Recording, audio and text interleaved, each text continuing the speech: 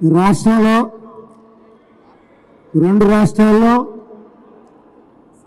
మన నాయకులు కానీ రెండు రాష్ట్రాల్లో ఉన్న మన కుటుంబ సభ్యులు కానీ కాపు తెలగ బలిజ ఒంటరి మున్నూరు కాపు తూర్పు కాపు కుటుంబ సభ్యులు కానీ ఇతర రాజకీయ పక్షాలు కానీ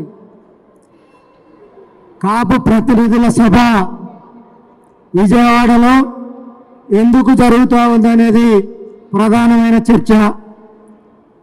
కాపులు సమావేశం పెట్టుకోకూడదా? ఇతర వర్గాలే సమావేశాలు పెట్టుకుంటాయా? రాజ్యాధికారం ఇతర వర్గాలే అనుభవిస్తాయి. 25% ఉన్న కాపు వర్గాలు కాపు కులాలు కుల సమావేశాలు పెట్టుకోకూడదా? నేనేంటి కాపు వర్గాలు సమావేశాలు పెట్టుకుంటే వాడంటాడు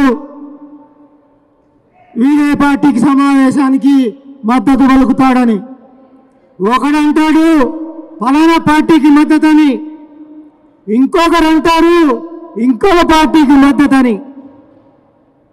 సోదరులారా, ఇది రాష్ట్ర కాపు జేఏసీ సమావేశం.